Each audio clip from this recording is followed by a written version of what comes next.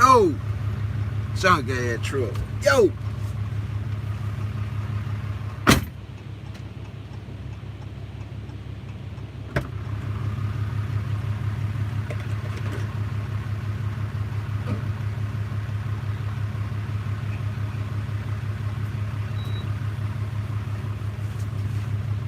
Oh yeah, what is yeah.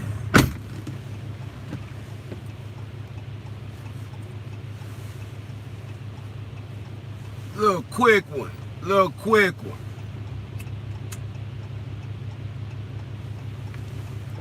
Where y'all let out there in TV land. I get some money. Back on it. What it do? What it do, Rich? What up, Rich? Chillin', man. Jeffin' quickly. I gotta go pick up a couple forklifts. Discuss a topic that I often speak on with people that have started the business already, and they call for 1 hour consultations, and I consult with them about their issues and things like that. And one thing that comes up a lot of times that I have to explain to people sometimes about this business is maximizing your profit and your profit potential. Hey man, Victory Lab Transportation coming soon, 2021. My boy say he just got his LLC, so he got the ball rolling on the first start and us. So congratulations, big ups. But what I was talking about was as far as slowing down to increase your profit margin. A lot of time, especially when you started this already, you get into what my homeboy Dave started calling the rigmarole, or the constant flow, which is good and momentum of doing the same thing every day. Different loads, but the same premise. Get it on, get it off, get it on, get it off, get it on, get it off, get it on, get it off, get it on, get it off. Real fast. Okay, and that should get money, especially when you can time it right. And this is what I'm gonna talk about today, because I'm gonna show y'all. I'm gonna do another live video in probably about another hour. I'm gonna show y'all when I get to the shipper and when I pick up and load it, how much trailer I'm gonna have left and what I'm gonna do about it. Okay, now you gotta understand that a lot of cases, especially running non-CDL, you're gonna be stacking partials. Well, you can't control when all this stuff leaves and comes and has to be there and all that, but what you can control is your direct load that you're working. Hey, y'all, hey, hit the like button. Richard said, hit the like button, y'all. I appreciate y'all too, man. Hey, this is a gold nugget right here, man. How to slow down and actually make a better profit. So I'm gonna describe to you what's going on today. Got up this morning, not a care in the world, really wasn't just looking, but I'm always looking, because I'm doing some more stuff. So in between me doing some more stuff, I'm going to run something. I'll run a couple things. And while I'm doing it, I'm going to be doing that other stuff, get some money together, but I'm going to do this, just throw some more money in your pocket, because it's out there and you see it. So I got a text message this morning from one of my brokers that use basically a direct customer of mine, but it's a broker. I go through him every time on these load. That's his direct customer. He gives them to me because I do a good job. So he's got 2 small forklifts, both of them combined about 7,500 pounds combined, and they going to, one's going to the Dallas area, the other one's going to Garland, Texas, which is south of the Dallas area. And the premise of what's going on is I'm taking both of these out here for $1,100 collectively, $5.50 a piece.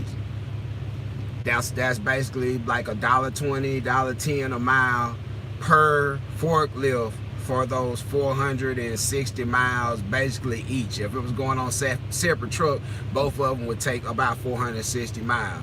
You know what I'm saying? So I'm combining them, so I'm running it for 1,100. And like I said, about 7,500 pounds on the way out there. But the whole trick in the thing is, you're gonna have trailer left over. If you're gonna have trailer left over, you really need to be talking to the broker about when this stuff has to deliver. Because what's about to happen is, and I'm gonna show you how this is gonna change the profit percentage for the better, if you can exercise patience. And this something, especially when you going already and you got bills coming, sometimes it hurts to exercise this patience in your mind, but in your pocketbook, you will see the difference. You'll see the difference now. So what I'm gonna do is I'm gonna go grab these 2 forklifts, and I got the delivery all set till Friday. Mind you, I'm in the Jackson, Mississippi area. Dallas is like 6.5 hours from my house. I can have that stuff over there in the morning, no problem whatsoever. But I got this extra amount of trailer left over. I got a little bit more weight. It might not come to fruition. It may not be anything that small going that way. But I can give myself the opportunity to go pick it up, which is 30 minutes from my house, come back home, go off duty, see everything that's going on in my area that could possibly be going that way today, tomorrow. I can pick it up in the morning because, mind you, like I said, it's only 6.5 hours to get over there. If you start driving early in the morning, 3, 4 o'clock in the morning, you could be over there by the time opening business day. So it's not that far away. So what you end up doing is what I like to call compounded freight and compounded miles. Whereas tomorrow, there may be one little pallet. Might be one little pallet going to the Dallas-Fort Worth area. It might be 500 pounds, and they're paying $400 or $500, maybe $300. It don't really matter at this point, but we know we got space, weight, and time on our side. So, with that being said, instead of going that way, even for $400 or $500, $1,100, you'll end up more than likely, I'm saying more than likely because it usually holds true, that you'll end up going that way on one trip for no less than $1,500. And even with the second drop being included, it's only going to be about 550 miles is the total trip from on to off to the second drop off, about 550 miles for basically $1,500. That's how you do that. And in the process of doing that, the reason it's going to affect your profit percentage so well is because you didn't waste a day driving over there, dropping off, picking up something else, driving back. More than likely both times in a rush situation where you really didn't fill the trailer up, but you settled and you came back for $1, $1.20 a mile, $1.30 a mile, whatever you selling for.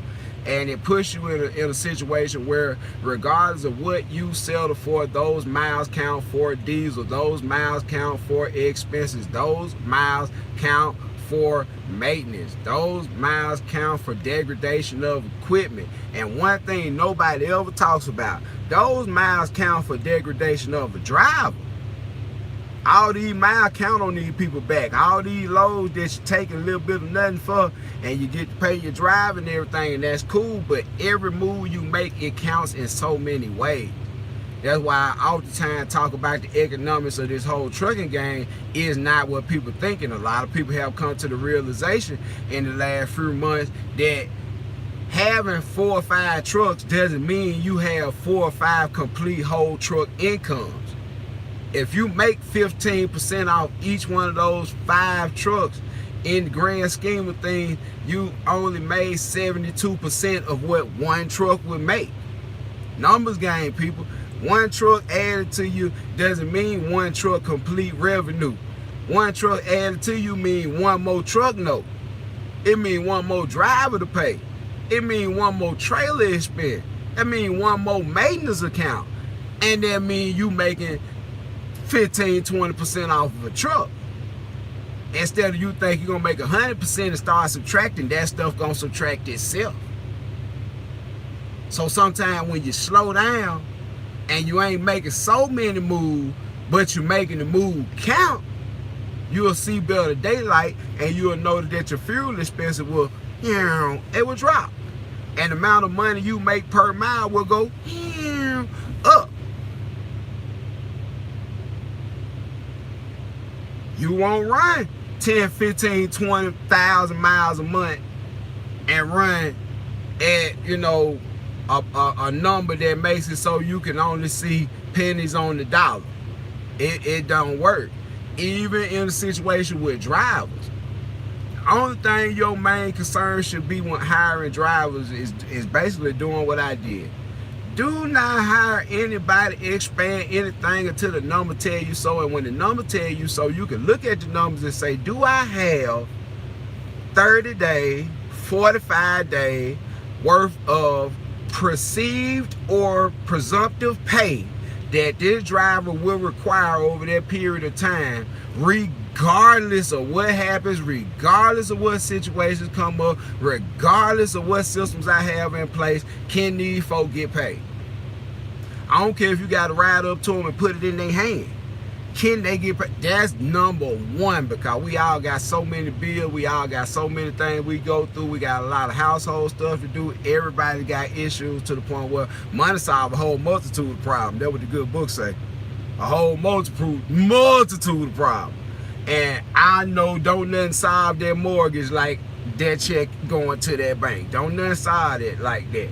And with people with serious responsibility, a lot of times you'll have drivers that can hang in there with you through mishap times like that, because they may have their ducks in a row, or they may just not have any serious responsibility. But people that got mortgages and people that coming out here putting trust in companies, and you got to really be on the ball, because these people livelihood at stake, and that's a real serious thing that you got to keep in mind. But like I said, slowing down to make that money and that profit percentage go up. Slow down, because guess what? When I get through doing this, I'm going to predict what's going to happen, and it's basically going to be the truth.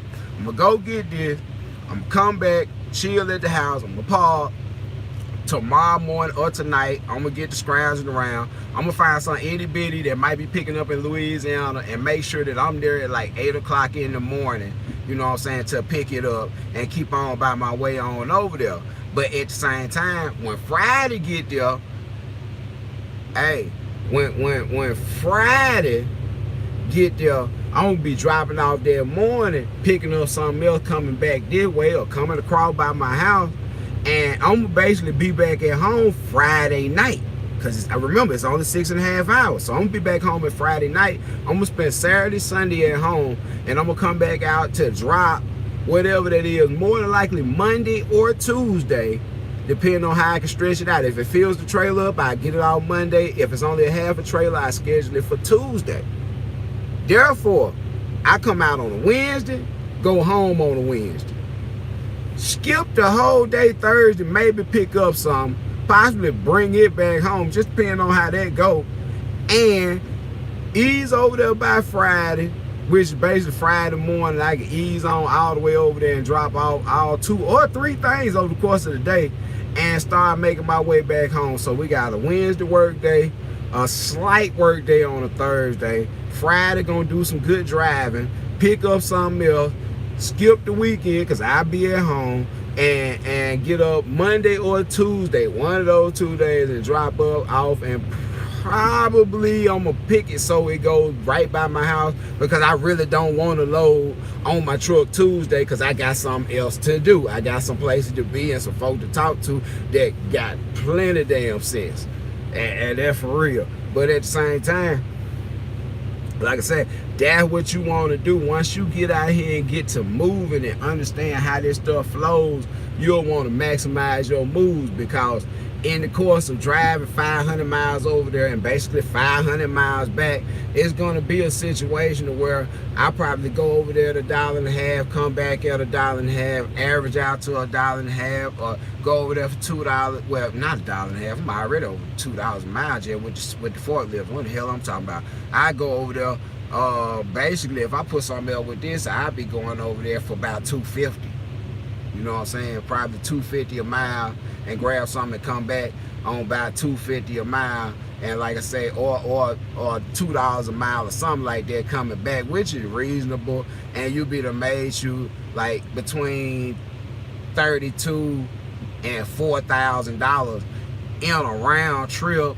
Took up probably 3 days, most of 3 days of your time, and probably burned in a non-CDL Hotshot, probably burned like maybe $350, $400 worth of gas, maybe. You know what I'm saying? And that way you'll see your profit percentage move around to where the truck incurring less miles, the driver getting less beat up, your moves counting for more, and you don't run around, you know, pretty much, you know, aimlessly chasing money in short bursts and small increments and stuff that really, for the price of what we do this stuff for and how much this stuff costs, it ain't worth it. It ain't worth it. You know what I'm saying? So at the end of the day, you look at what you're doing, you look at your profit percentage, you always have to take time to look at your own business and just look at it. And don't look at what it's gonna be once I get this, and then what it's gonna be. Get a true inventory of your current state of affairs. Your current state of affairs. Not when I add 1, 2, 3 more drivers, or not when I add 3, 4 more trucks. What it is today. And that's what you go off of. You know what I'm saying? Don't project and make projections on things that are gonna really upset people's lives if it don't go right. You need to have these systems in place when you jump it off, to the point where you know one thing: no one, including yourself, livelihood is in jeopardy in any type of way. And that's one of the biggest things I can tell you. If you talking about expanding the company, growing the company, doing anything like that, you need to have your money together. If you got lenders, you need to have them together. You need to have your shit in order. Establish how you're gonna get paid before they start working. Now, you don't hire nobody and don't know exactly how they gonna get their money and you trying something. You don't do that. You wait. You figure all that stuff out, then you employ people. You know what I'm saying? Because at the same time, things like that, if they don't go right, can get you sued. But like I said, dividing that money up, dividing that trailer up, dividing that freight up, spacing them days out, giving yourself a chance to breathe, not putting yourself in a bind. You chill out at the gas pump, waste on duty time, bullshit around, do YouTube video, yada, yada, yada.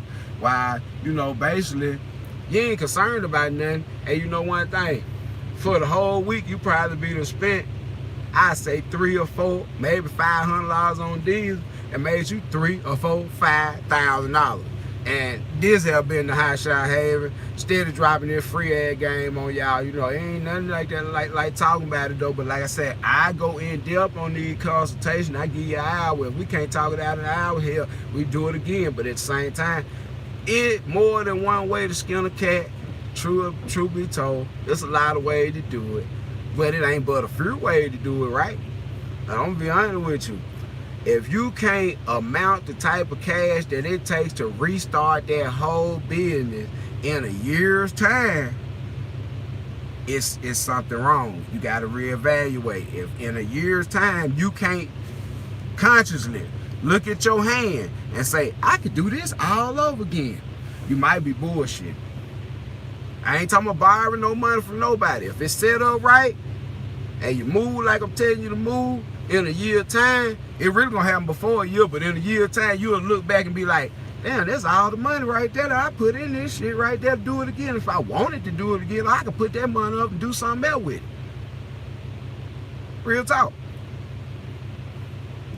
You're gonna have to work your ass off though. I'm dead serious. You're gonna have to work your ass off. Like I'm finna do out here, it raining. Flip this around. It raining. It Mississippi, it raining. I'm finna get out here and load these forklifts up in the rain, yell again and do my thing. But at the same time, I wanna encourage y'all. Just stay motivated now, stick to the script, because at the end of the day, can't nobody tell you what's going on with what you got going on. One thing you can do is help lead you in the right direction. If you might perhaps be waving off of something, you got some questions or something, hit me up in the cash app, $JBUTLER 357. And get what? Send me $40 on the cash app, drop your phone number in the 4 line, and I'm gonna call you immediately. We're gonna get down to the get down. Cause one thing about it, this shit ain't no game, man. I just like to be serious about it and stress. You know, I had a little fun video this morning, this all good, but at the same time, I like to stress the importance of looking at every nut. That's some more money. Yeah, well, I'm calling you in one hot second, Dante. I got you. I know what's going on, but at the same time, like I said, hey, do your best, try your hardest. You know what I say, fuck a hater from the front to the back, the beginning to the end, riding, walking, biking, or hiking. Fuck a hater. For real though, cause they gonna say a lot of shit, and you gonna see a lot of shit, but I'm gonna show you how to see through a lot of shit. Hey, like, comment, and subscribe, cause guess what? There's a paper stack of expedition going on over here for Real. Boy, ain't no bullshit. I'm trying to make $1 million movie. Y'all know I ain't lying. Get what? I'm just a regular old guy. Ain't never had shit. And get what? Gets to the money. Get to the motherfucking money. Because get what? At the end of the day, if you ain't getting to the money, your bank statement don't show what it is coming out this truck, you wasting your time. Wasting your time.